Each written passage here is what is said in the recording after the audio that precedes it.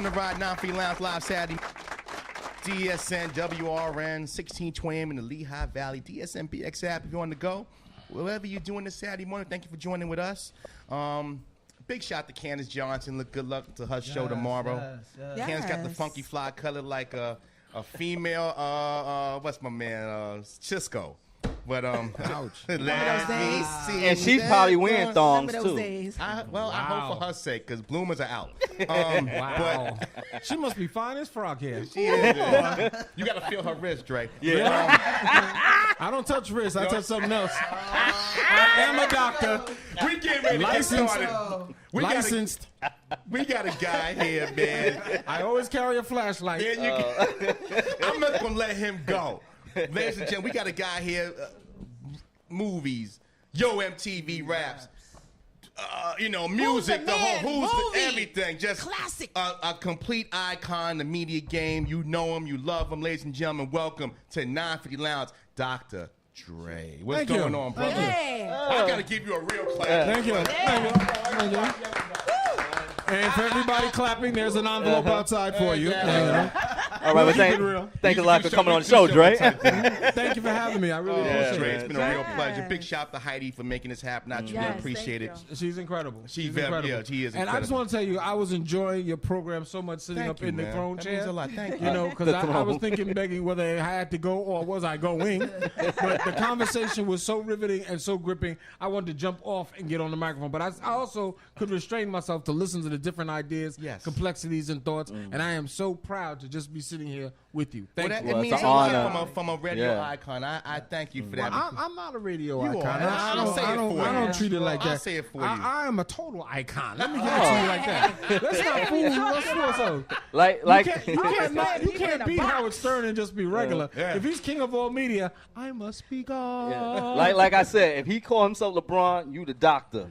Connie Hawkins. No. Dr. J, you got that correct. You in the right thing. Okay. George Gervin. Julius Ervin, that was my dog. That's how I roll with. That my man, New York Nets, championships. Get down. Okay, all right. Larry Keenan, Super John Oh, Williams. man, you going back. Don't let me go there. You going back, man. Don't let me go there. See, I used to be a New York Net ball boy, so I was there when they won those championships. Nassau Coliseum. Absolutely. I was the kid they used to throw stuff at. Go get that kid. Remember when what was his name? I can't think of it. 50 Cent said, fat kid like cake. Yeah. I was a fat kid like hot dogs. There you go. I go get 2 to bring 3 back. Say, sir, that would be. To say what they paid you with. Right on into this whole situation. Overtime was mustard. That's right. I know what to do. Hey, but brother, again, like I said, you've been in our existence. I mean, I remember growing up as a young kid, just starting to get in business. Used to wear the suits and have. We carried newspapers at that time. Had a newspaper. So did I. No doubt. And Believe it or not, so did I.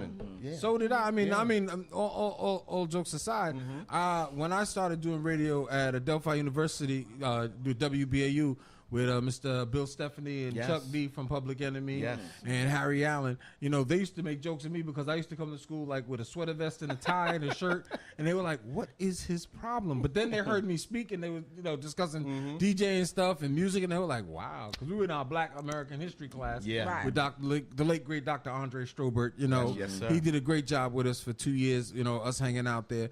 But, we all started somewhere. And then, wow, I'm just, like I said, look where we at now. You was a Steve Urkel before it was Urkel. No. Let's not get it twisted. You said the best. Right. No, sweater vest and a tie. Believe me. Okay. Somebody had to get the white girls. Okay. Yeah, listen, I ain't mad at you. Shout out to the white girls. There you go. That's why Justin does that, too. Exactly. I used to walk in and go, excuse me, where are the white women? Just to get the sisters upset because, they wasn't trying to give me no play. Because, see, big and doughy wasn't getting you no noe. So I was trying to get lean and mean and see if I could be okay.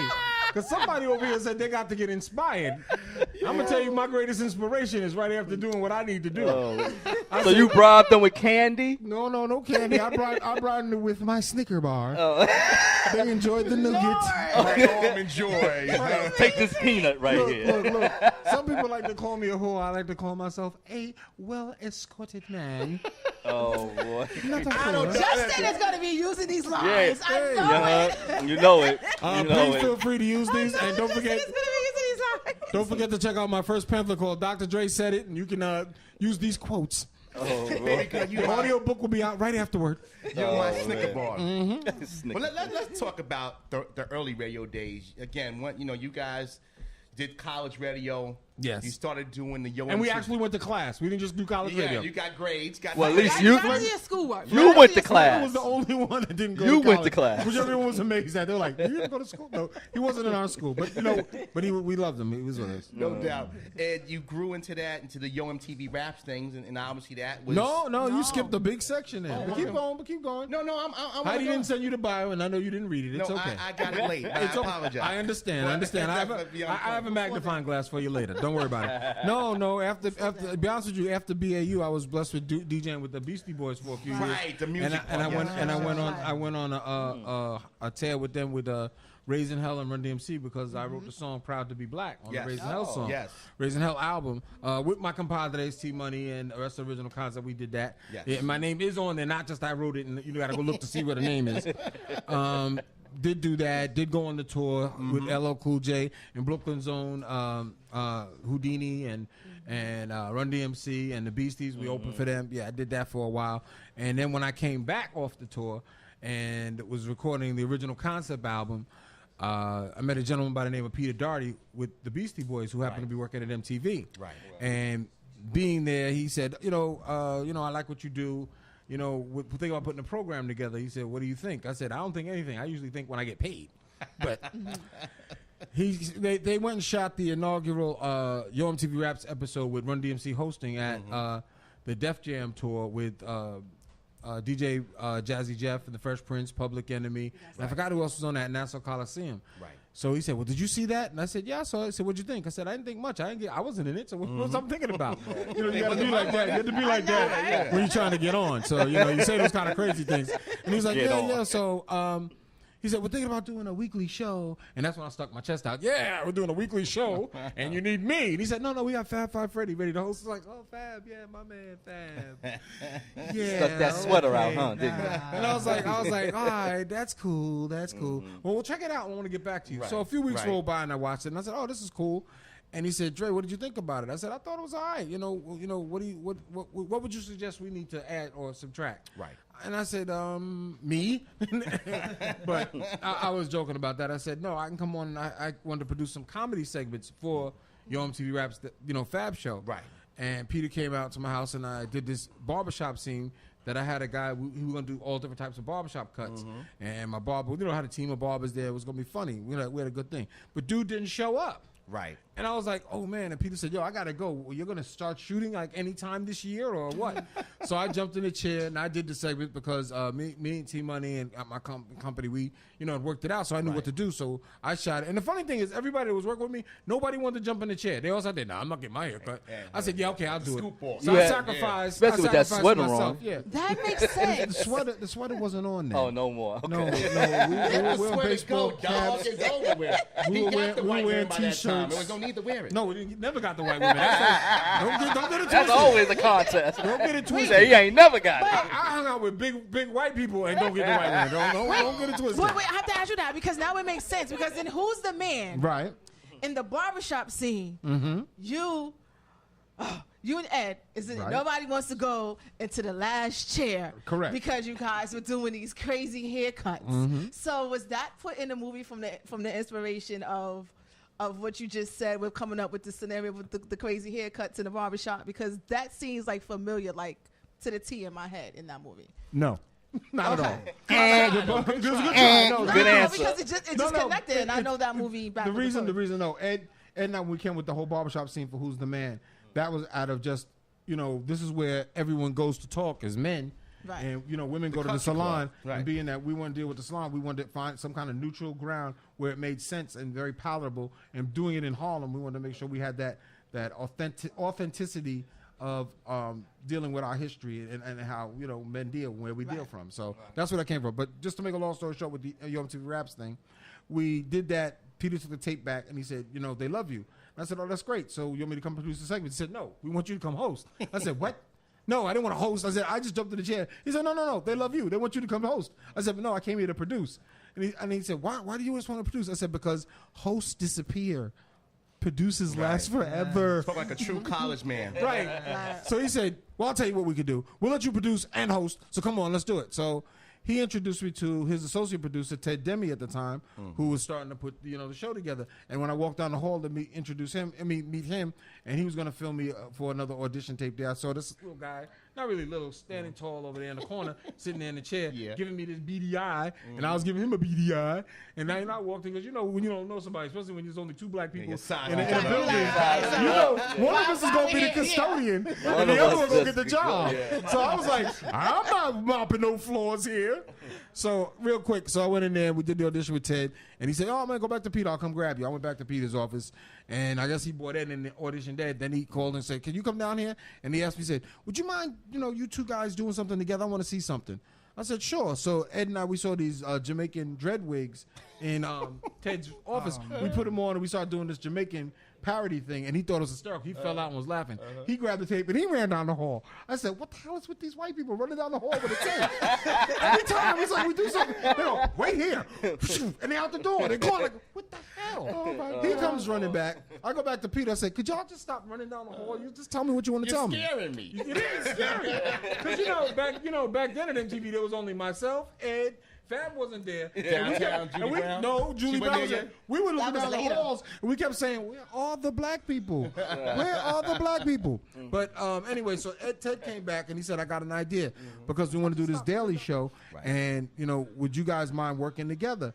So I looked at Ed, and Ed looked at me. We said, okay, why not? And you still got that little kind of side eye going on, like, I don't know you, I don't know you, you don't know me. But I haven't doing what I've done for so long prior to getting to MTV. I said, why do we always have to be crabs in a barrel? Why can't we get together and actually try to accomplish something? So I said, I don't know him, he don't know me. What do we got to lose? First of all, we ain't gonna be doing this show but about a couple of weeks, so let's have some fun.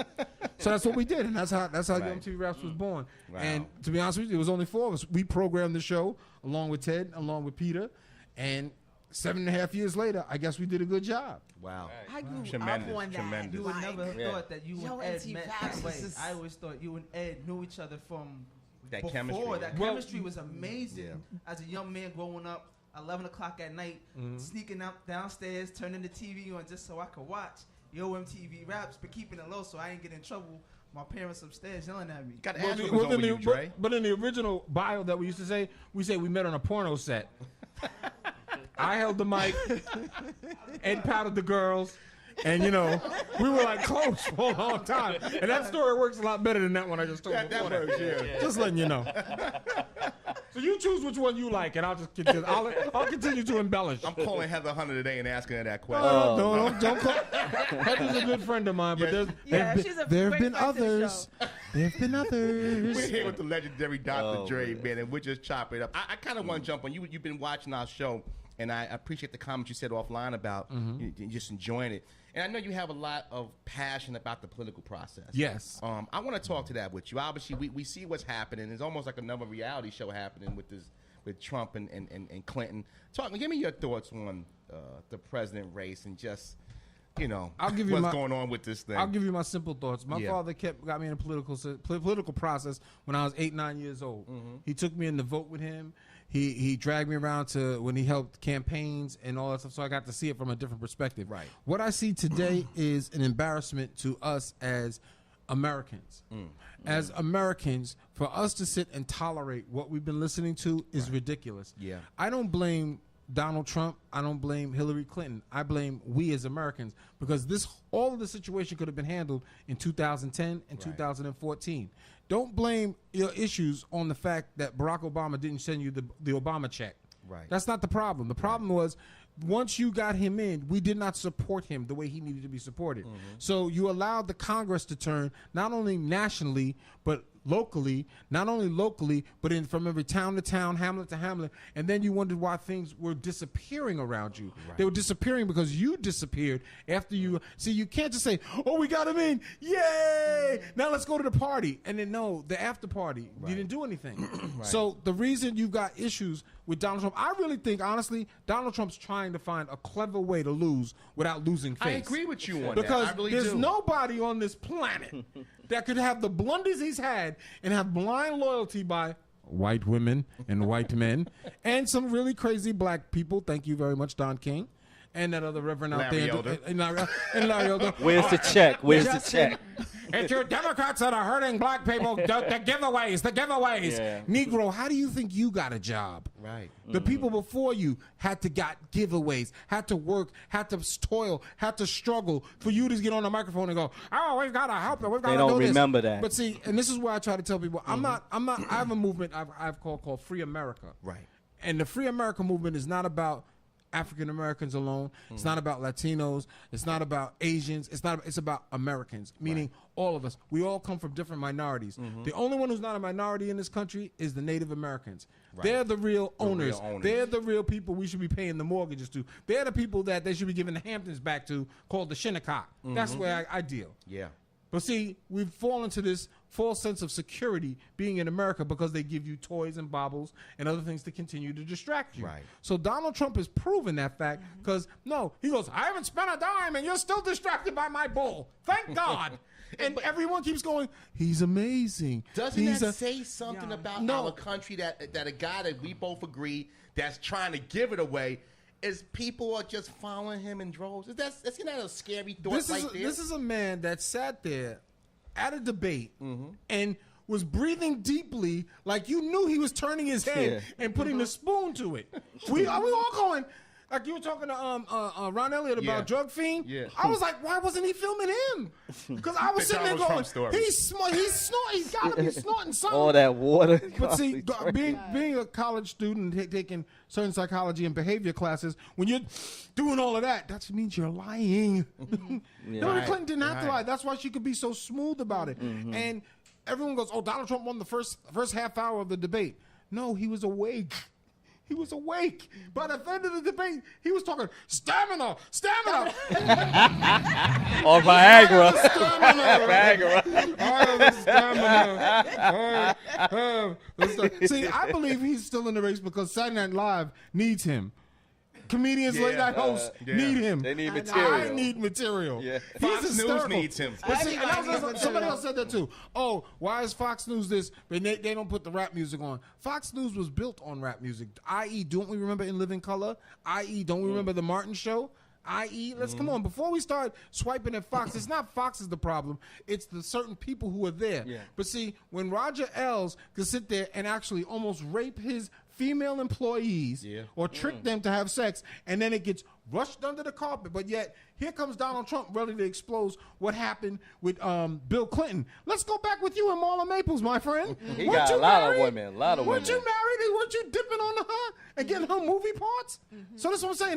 That's the joke of this election is that the divide that has been created because everyone thinks that it was Obama is a great divider. No, he tried to do everything he could to bring people together. As he said, I'm here being elected president of the United States, not the black United States, not Atlanta, not Brooklyn, not Queens, not Detroit. I'm president of every place. Right. And the issue that we keep having right now is that we're allowing people to just say things and we go for it. Rather than us, everyone here, we could change this election tomorrow.